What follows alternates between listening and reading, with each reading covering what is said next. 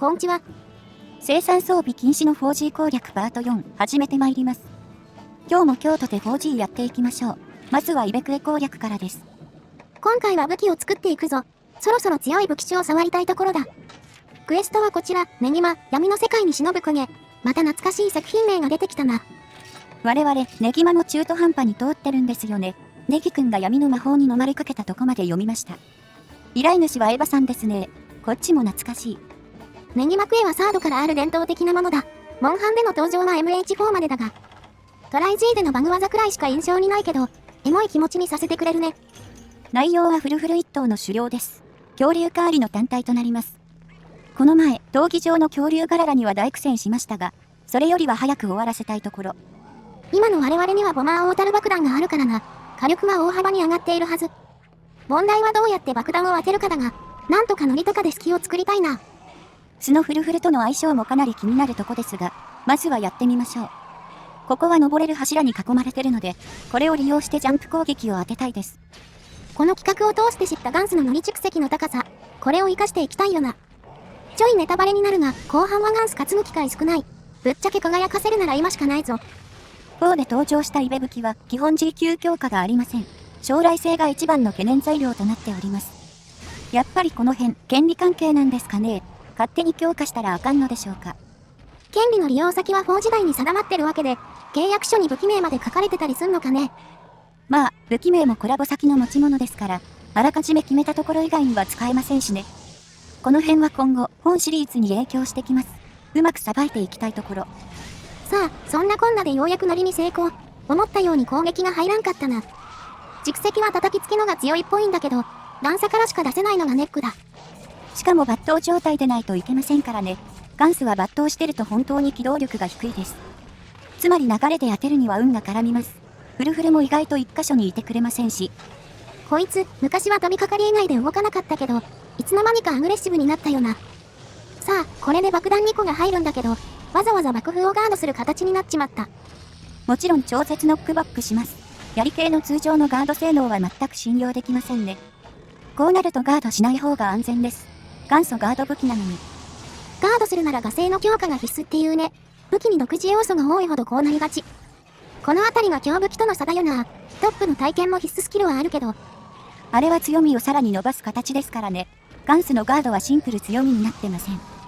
さらにフルフル戦はガンスとの噛み合いが悪く、相性はかなり悪めだと思います。相手の攻撃間隔の方が短くて、反撃を許してもらえないんだよね。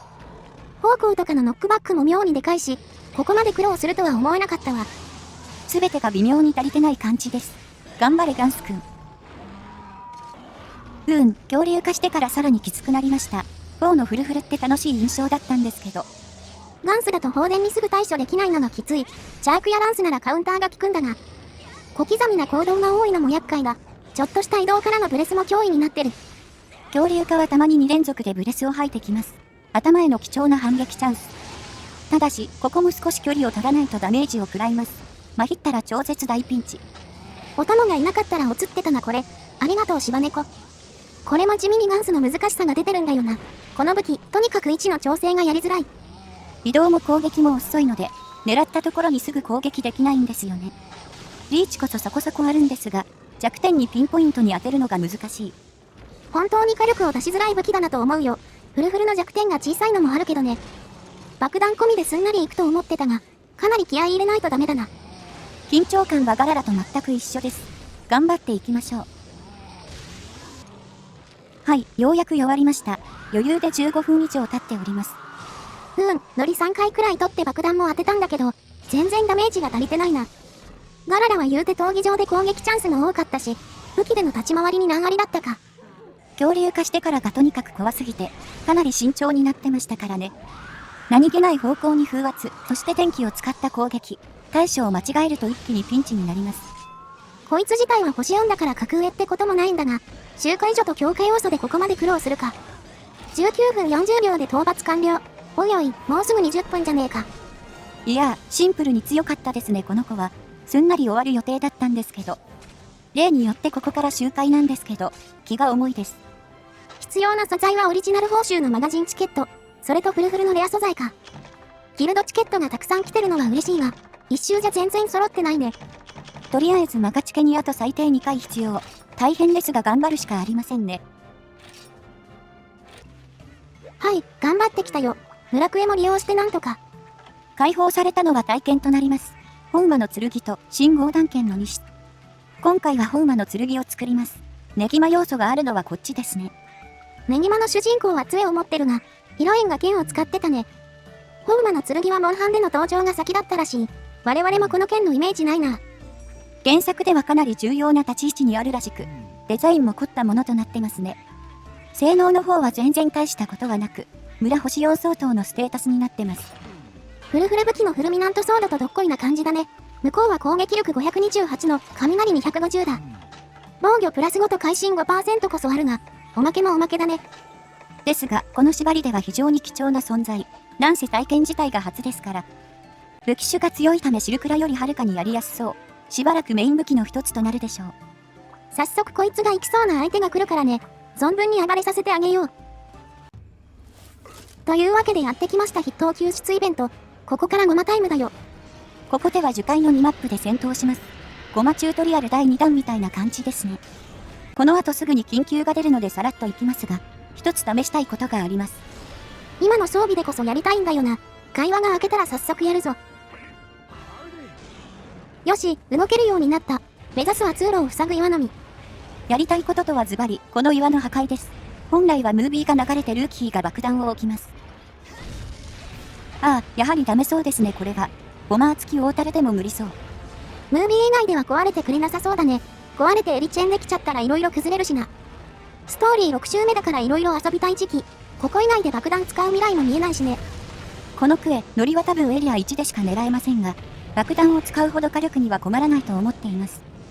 爆弾は3つまでならゼニーで解決可能。超高分まで手を出さなければいいでしょう。偶然だが1個ゴマに当たったみたいだしな。ここからは武器で地道に削ろうか。そんなわけでエリア1が終わったんだけど、イベント中の爆弾は完全に独立した判定みたいだね。事前に一つ我々の方で置いてたんですけど、何事もなかったかのように佇んでおります。結局調合まで手を出してるし、いろいろ何がしたいかわからなくなっちゃいました。こうでもしないと動画にする箇所ないんだもの。まあ、いろいろ遊べて楽しかったよ。エリア2は川での戦闘でかなりゆったり挑める。やっぱ樹海はここだよな。体験の方もまあまあ感触はいいです。集中がないのが違和感ありますけど。少なくともガンスの100倍武器種が強いです。無刀中でもガンスより動けます。抜刀術なしだと納刀のメリットも薄いからね。抜刀でコロコロした方が安全まである。無事にゴマを撃退してイベントは終了。いよいよここからは討伐戦だ。ここら辺はストーリーが急に展開することが多いです。だいぶ面白くなってくる頃ですね。本当は装備も充実させたいですが、倍率100でもギリまだランク相応です。我々に選べる武器は多くない。ホウマの剣くん頑張れ。さあ、では緊急クエスト行きましょう。遺跡平原でのゴマ討伐です。地形が悪すぎて樹海の場合は難しい。心してかかろう。この緊急クエストに限り、最初から恐竜化してる。純粋な戦闘力は上がってるぞ。一方で触覚を壊しやすいメリットもあります。ちょうどサブタゲになってますしね。ゴマちゃんはどうしても恐竜化に時間かかるので、この初回は有効活用したいところ。この縛りだと、ほぼ関係ないかな。海上位のゴマ素材は本来なら有用なんだが。純粋な匠スキルには縁がなさそう。発動できる機会あるかな。幸い、イベ防具は売価がついてるものが多いので、装飾品とお守りでなんとかなりそうですけどね。回はまだなんとでもなるとして、いずれお守り掘りなど集中して行いたいです。無理やりストーリー進めるだけじゃ芸がないからな。ある程度環境を整えながらやりたいよね。他にも食事関連で集会所を進める必要もある。結構やるべきこと多いぞ。この緊急を超えれば村も星5です。そろそろ終盤に差し掛かっていますね。強化できるところは適宜して、企画としての完成度を高めていきましょう。しかし体験はやりやすいな。戦いやすさが全然違えや。この恐竜ブレスなんてガンスとの相性超悪いからね。武器出しで当てるのも結構ギリギリになりそう。ゴマちゃんもまあ威力値高い攻撃が多くて、恐竜化状態は盾持ち殺しですよね。本馬の剣はステータスこそ並ですが、頭を狙いやすいだけで偉すぎます。やっぱガンスかわいそうだなと思うよ。走攻守全部弱いんだもん。せめてシルクラが強化できたら何か変わると思ってるが、この分だとあんま期待できなさそうだな。ちょうど星5がシルクラ強化のタイミングです。一応やるつもりですが、効果は怪しいですよね。はい、無事に恐竜化を解除できました。この先しばらくは普通のゴマちゃんです。さっき言った通り、素材を集める必要はなさそう。普通に討伐を目指していこうかな。通常時だと爆弾を当てる機会が少ない。別のエリアでノリを狙いたいところだ。集中がないのでさすがにまだ爆弾のが強そうですね。体験はスキルとの戦いになりそうです。さあ、エリア8にやってきました。ノリ狙うならここですね。この企画でガンスのノリ性能を評価してたけど、体験も普通に一発で乗れるんだよな。これ、ランク補正が低いから乗りやすかっただけか。上位や G 級で比べてないからなんとも言えんが。気持ち的にノリくらい強くあれと思ってたとこありますね。勝手に上げて落とされるガンスくん。体験は落とした後も強力です。爆弾とため切りがギリギリで入ります。集中がないとマジでギリッギリだけど、ちゃんと間に合うのが強いな。そして方向もしっかりガードで対応可能。ガード後の隙もちゃんと少ないぞ。ガード性能もまあまあ高いです。体験は地味に生存力に長けています。で、今ノリを取ったばかりですが、すぐにもう一度取りに行ってます。爆弾はノリにしか当てられないと割り切ってる。ちまちま削るより一気にダメージ取りに行きたいね。言うてもスキルなしの倍率100程度。ステータス不足に悩まされるな。ランク星4だと倍率110の緑ゲージくらいが平均。レイヤ剣が倍率120の毒150で一番強そうでしょうか。星5から一気に装備面が強くなってきますので、3から4はしんどい時期と言えます。モンハンは大体この辺で垂れる印象あるな。自分も相手もパッとしないっていう。モンスターも色々種族が追加されてきたが、花があるのはやっぱワイバーン系だよね。メインモンスターも大体後半ですからね。途中で顔見せイベントくらいはありますけど。初心者にモチベ保たせるのも難しそうです。モンスの強さも徐々に上げないといけないし。特に最初は操作にも慣れてないからね。4G 以前は救済要素みたいなのも少ないよな。最近だと、ワイルズとかは誰が最初の壁になるんだろう。ストーリーは基本回だったよね。強化前ソシアが普通に強かった覚えありますが、もう1年以上前ですからね。今は救難信号もあるから、攻略のハードルはだいぶ下がってそうです。間口が広がるのはいいことだと思う。BS もハマった人は勝手にやり込んで上がってくし。MR ではどんな難敵が出てくるか、楽しみだね。さあ、弱って休眠エリアにやってきました。すでに10分以上経過しています。一応睡眠爆破もしてるんだけど、意外に時間かかってるな。思わず爆弾の使用を最低限に従って、結果落としきれないケースがあるね。あんまり渋ってるとかえって時間かかりますね。そもそも武器が弱いのを補うためのものなので。これは今後も意識するようにしましょう。今のうち慣れといてよかったかも。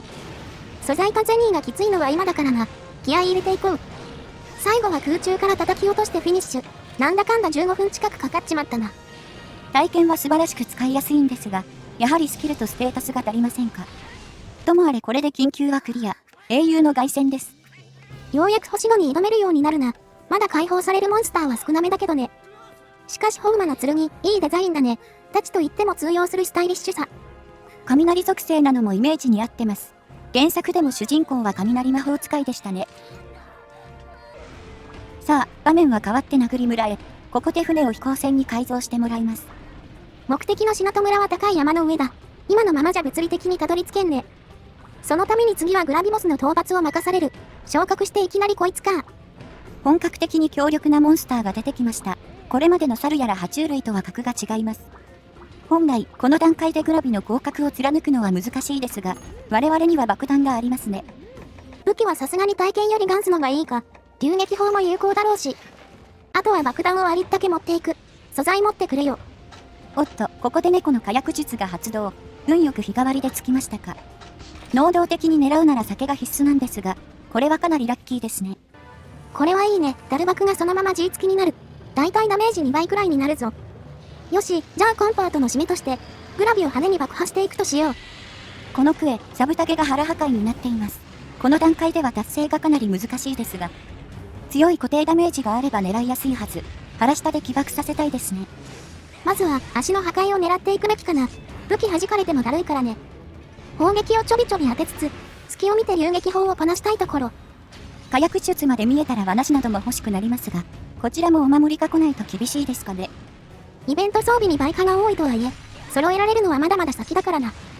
となると防具の空きスロ次第になるけど、ほぼ全身を一新しないといけないね。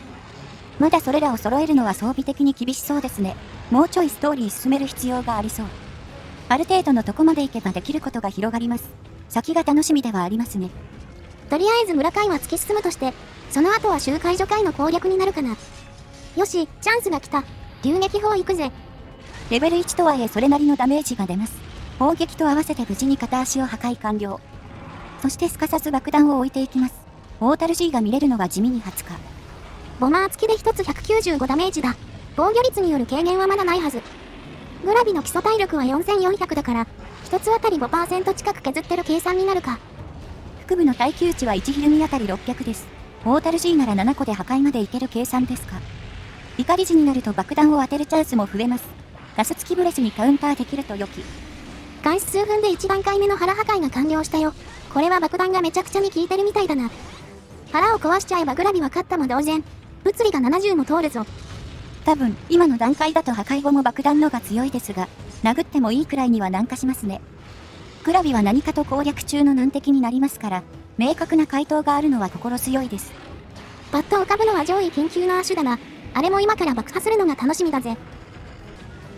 で、開始5分も経たないうち、なんと腹の完全破壊ができたぞ。食事スキルのおかげなんで運ゲーなんですけど、この段階ではとんでもなく速いペースですね。この辺りは村でも苦戦しそうでビビってたんですが、これはラッキーでした。グラビを超えられるならあんまり怖いやつ残ってない。進めれば装備も更新できるしね。さすがに毎回火薬術を粘る気はないけど、つくかどうかでだいぶ変わりそうだな。ここまで来たらあとは煮るなり焼くなり、適当に爆弾を置いてれば終わるでしょう。そして初の乗りを成功させていきます。これ自体も有用なダメージソースです。背中の耐久値を削るのにも役立つね。爆弾と合わせれば一瞬で破壊できそう。背中を壊すとブレスモノガスが背中から出てくる。超絶弱体化するぞ。後半は耐久値の上昇で狙いづらいんですが、画境なしのダンスにはありがたい仕様ですね。さあ、乗りダウンです。とどめの2レンタル G 参りますよ。ショータルと合わせて420ダメージかな。体力の1割が消し飛ぶぞ。ふむ、耐えたか。だがこれで。はい、討伐完了しましたね。タイムはなんと5分22秒でした。さすがはオータル G です。情報まで含めると村では完全に壊れてます。物資集めがかなり面倒ではあるけど、ぶっちゃけダメ効率だけで言えば最適解だよな。さあ、これで飛行船も完成。いよいよ品戸村へ行けるようになったぞ。そちらは次回に回したいと思います。区切りもいいですので。次は本格的に村星5の攻略になります。ようやく装備が強くなりそう。正直、無理すればこれまでにもやれた範囲なんだが、ホウマの剣とか作りたい武器も多くてね。今後も攻略に支障がない範囲で装備を強化しつつ、いろんな武器を見せられたらと思うよ。どのみち後半では使われないことが確定してるので、輝かせるなら今しかないですからね。それでは締めていきましょう。今回もご視聴いただきありがとうございました。ほいじゃ、次の動画で。またね。